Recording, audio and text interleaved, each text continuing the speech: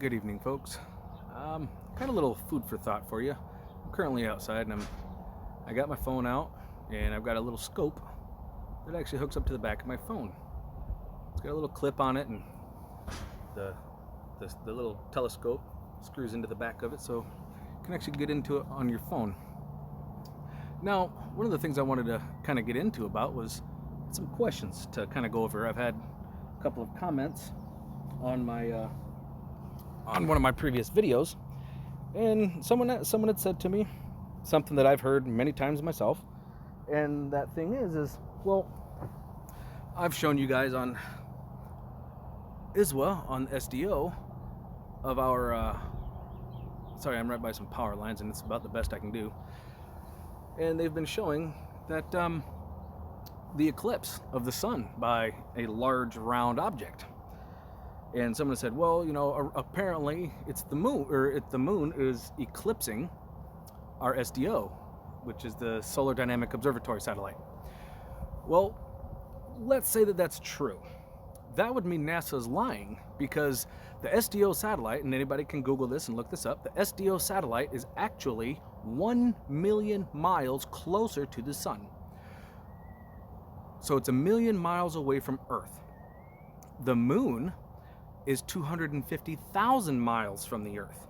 That's a difference of 750,000 miles. So according to NASA's numbers on where SDO is and how far away the moon is, they're lying. I mean, if the SDO satellite is being eclipsed by the moon, that would mean that the SDO satellite is between the Earth and the moon. Now, if they're telling us the truth, and it's 1 million miles closer, that would mean that they're lying about the actual distance on how far away it is. So, is the SDO satellite 1 million miles away and the moon 250,000 miles away? Or is the SDO satellite between the Earth and the moon and they're lying about that? Either way, they're lying. They're lying that the moon, if they're saying that the moon is eclipsing it, then okay, it's the moon, which means the SDO satellite is there. If not, and it's really 1 million miles away, then they're lying by saying that it's the moon that's eclipsing it. And the other thing is that you have to consider is that the moon itself, if you think about this, when you have an orbit going around, it's a smooth transitional orbit. The moon, the moon cannot come in from the right side of the screen. As we're looking through the SDO on my previous video, you'll see it coming in from the right, and then it goes out towards the bottom. So it comes in from the right and goes out from the, goes out, to the bottom. How is the moon going to change direction? How can it come in from the right and then stop midway through SDO and then turn around and go out underneath us? And why would this, if it's the satellite doing that, why would the satellite do that? That doesn't make any sense. It's just going to kind of come in from the right and then change and then turn around and go up. Makes no sense. Now, here's the other thing. The SDO satellite is actually on a Lagrange point between the Earth and the sun. So there's 750,000 miles of difference between the moon and its location in a Lagrange point.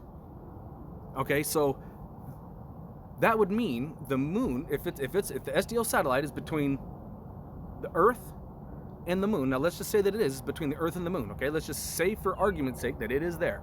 Okay, let's say for argument's sake that it's there. How in the world is it possible for the satellite to be viewing the sun, which is behind me, by the way? Right now I am facing directly to the east. Okay, actually I'm slightly northeast, but mostly east. The moon is coming up in the east. Okay, the sun is going down behind me in the west. So how is it that if the satellite is facing the sun all the time, 24/7, purposely facing the sun so we can see CMEs and flares, how can the moon all of a sudden go between, jump all the way over there behind me to eclipse it? That's 7 in the morning every single day. That's the other thing. 7 a.m. in the morning, between, right around 7 o'clock in the morning, it comes in and then it's there for an hour and then leaves. So how does the moon go in, change direction, go down? Or how in the world does it eclipse how does it go completely around the Earth in 24 hours to eclipse the SDO satellite that's always staring at the sun? Does that make any sense? Hell no, it don't. So I know that there are some other, and there are other channels that are using the information that NASA is giving by saying, oh, it's the moon that's eclipsing the SDO. Okay, how? Can anyone explain that? I sure as hell can't. We're looking at a difference of 750,000 miles, and even if we weren't, how is it that the SDO satellite's always facing the sun, and the moon is coming up in the east right now, but the sun is going down in the west? How the hell does that work? How it makes no sense to me. I mean, we have stereo ahead, stereo behind. Those are on Lagrange points to the right and the left of us. Stereo ahead being to the left of us, if you will. If we're on Earth and we're looking towards the sun, the Lagrange point is to the left of us for stereo ahead and to the right of us for stereo behind. Well, SDO satellite is actually it's a million miles closer. So how does that even work? Can anybody tell me that? I know I can't understand. I know it doesn't make no sense to me. So just food for thought. But either way, folks, I do advise and recommend everybody get out and, I mean, even though what I'm doing, this is just for fun. I do this for fun, to come out and take a look at it. But at the same time, doing things for fun doesn't mean that, you're not right about something. Doesn't mean that you're not going to find something out. I mean, how else can we look at things? How else can we figure things out? Go out for fun, look at it and go, hey, I don't remember that. Or hey, this doesn't make any sense. That's how we start to awaken ourselves. To get outside, get familiar with what's going on with our moon, with our sun, with the planets, where they're at, their locations, and knowing, hey, this isn't right. How do you think all the astronomers, those in the Bible and everywhere else, know that things are not right? Like, wait a minute, this isn't right. Up in the Eskimos, the Eskimo hunters that use seals, and they use the navigation of their stars for when they know to go out and do their hunting. They've even said that the stars are not aligned correctly. Polaris is moving. Well, our north and south poles are moving, so we're going to be wobbling. And they've even said they cannot use the stars for their navigation to their hunting grounds anymore. Things are moving, things are happening, and we need to get outside and we need to find out what and why. Don't you think? I think so. Just some food for thought, folks. So, and I advise anybody, go on to Google or DuckDuckGo or whatever search engine you use and ask it, how far away is the moon from the Earth?